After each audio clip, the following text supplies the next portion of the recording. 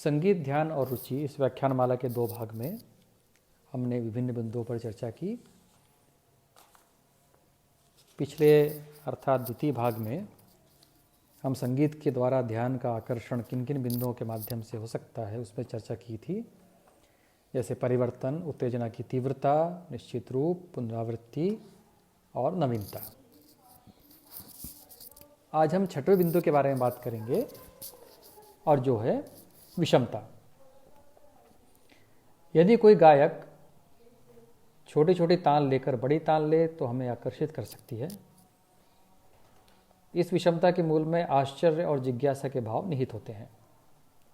कलाकार इसी भाव का लाभ उठाने के लिए ऐसी स्वर संगतियां लेते हैं जिससे श्रोता आश्चर्यचकित रह जाए।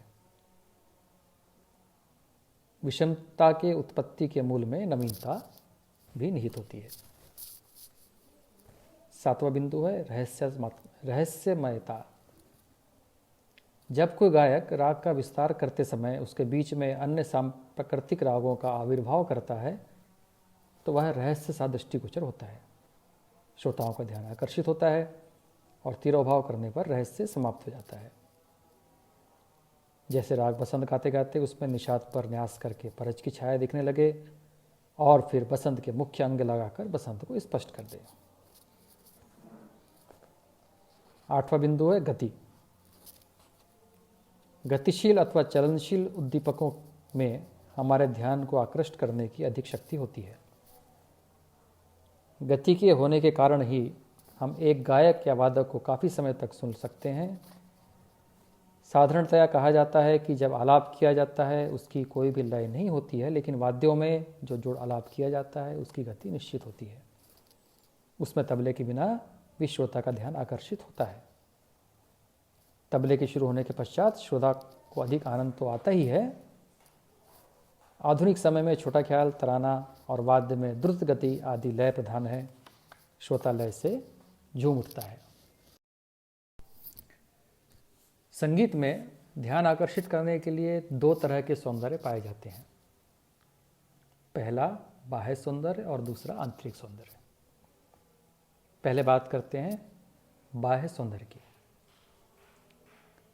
संगीत के बाह्य सौंदर्य में संगीत के वर्ण, अलंकार, गुणों का समावेश है, जिसके कारण संगीत का स्वरूप आकर्षक बन जाता है। शास्त्रीय नियमों का परिपालन तथा कलाकार का बौद्धिक विलास संगीत की बाह्य रूपरेखा को आकर्षक बनाने के लिए माध्यम है। अर्थात किसी राग के बाह्य रूप है राग के स्वर, आरोह अवरोह, पकड़, वादी संवादी, न्यास के स्वर, राग में आलाप, बंदिश, बड़ा ख्याल, उसमें स्थायी अंतरा जैसे छोटा ख्याल, स्थायी अंतरा ताने, ये जो है राग में अवश्य होंगे, क्योंकि इसके बिना गायक की प्रक्रिया चल नहीं सकती, गायक चाहे किसी भी स्तर का गायक हो। दूसरा सौंदर्य हुआ आंतरिक सौंदर्य। संगीत का अंतरंग उसकी भाव निर्माण क्षमता में निहित है। इस अंतरंग की समृद्धि के लिए अभ्यास तथा प्रतिभा दोनों का तुल्य महत्व है। आंतरिक सौंदर्य ही श्रोताओं को मुक्त करता है, जैसे आलाप लेने का ढंग। आलाप करने का सभी का अपना अपना ढंग होता है। सभी कलाकार आलाप अच्छा नहीं गा सकते, बजा सकते हैं। किसी के आलाप में अधिक आकर्षण होता है। भिन्न भिन्न प्रकार के कण, मुर्की, करंतन भी आंतरिक सौंदर्य है। विभिन्न प्रकार के तान भावों की अभिव्यक्ति में सहायक हैं। बंदिश कई प्रकार के होते हैं, बोल प्रधान या गायकी प्रधान। यह दोनों ही अलग अलग प्रकार के सौंदर्य प्रदान करते हैं। दो व्यक्तियों के एक ही राग को एक ही प्रकार के गाने या बजाने से भी अंतर अवश्य रहता है, क्योंकि आंतरिक सौंदर्य में अंतर होता है। गायन में आंतरिक सौंदर्य गले की आवाज़ पर निर्भर करता है और वाद्य संगीत में जो निर्भर करता है वो आघात पर। साधारणतः देखा गया है कि जिन रागों में संवाद अधिक पाए जाते हैं, साधारण श्रोता के ध्यान को आकर्षित किया जा सकता है, जैसे मालकौंस इत्यादि राग। श्रोता अधिक लय और शब्दों से आकर्षित होता है। यह देखा गया है कि श्रोता का ध्यान शास्त्रीय संगीत से सरल संगीत की ओर अधिक आता है, जैसे ठुमरी, गज़ल, दादरा और फिल्मी संगीत। इसका कारण इन चीज़ों में शब्द की महत्ता अधिक है। अपने भावों को श्रोताओं तक पहुंचाने के लिए शब्दों की आवश्यकता है। शास्त्रीय संगीत में शब्दों का कम महत्व है और एक ही पंक्ति को लेकर अपना गायन समाप्त करते हैं।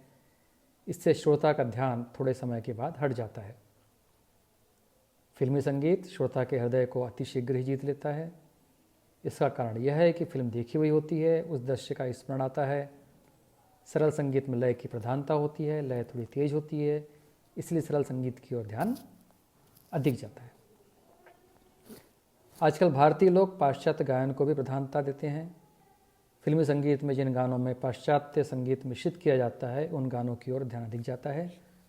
लेकिन एक बात और भी है कि शास्त्रीय संगीत पर ध्यान इसलिए कम जाता है क्योंकि उसका ज्ञान साधारण जनता को नहीं होता। अतः भारतीय शास्त्रीय संगीत में कुछ परिवर्तन की आवश्यकता है और इसके लिए कलाकार में निम्न गुण का होना आवश्यक है। पहला, कलाकार अपना गायन कम समय में समाप्त करे। श्रोताओं के पास ध्यान देने के अनेक विषय होते हैं। दूसरा, कलाकार को अपने संगीत को सरलता से प्रस्तुत करना चाहिए, जटिलता से प्रस्तुत नहीं करना चाहिए। और तीसरा मुख्य गुण है, श्रोता की रुचि का ध्यान रखना चाहिए, श्रोता से अपना संपर्क बनाए रखना चाहिए। इन सब बातों को अगर ध्यान में रख के कलाकार अपनी प्रस्तुति दे तो श्रोताओं को आकर्षित करने में सफल हो सकता है। संक्षेप में हम कह सकते हैं कि ध्यान एक विद्यार्थी को उच्च कलाकार बनाने में सहायक होता है। ध्यान प्रत्यक्ष, स्मरण, शिक्षण, चिंतन आदि का सहायक होता है। ध्यान के द्वारा ही ध्वनि कान के अंदर पहुंचती है, अंदर पहुंचने के बाद उसका प्रत्यक्षीकरण होता है। हम स्मृति के आधार पर उसको पहचानते हैं। स्मृति के साथ उन साउंड पैटर्न्स का एकीकरण होता है जो अचेतन में इकट्ठे हो जाते हैं और फिर उन नए पैटर्न्स को नए रूप में गाकर या बजाकर प्रस्तुत किया जाता है, अर्थात नवीनता आ जाती है, जो कि कल्पना कहलाती है। कल्पना करते समय हमारा ध्यान ही अन्य रागों के मिश्रण से बचाता है। ध्यान के द्वारा ही संगीतकार स्वर के माध्यम से विभिन्न रसों की सृष्टि करते हैं और सौंदर्य की भी उत्पत्ति करते हैं। ध्यान के द्वारा ही विभिन्न लयकारी बनती हैं और आविर्भाव तिरोभाव ध्यान के द्वारा दर्शाता है। अतः यह सत्य है कि जिस व्यक्ति का ध्यान स्थायी होता है और ध्यान पर रोक होता है, वह एक प्रसिद्ध कलाकार अवश्य बनता है।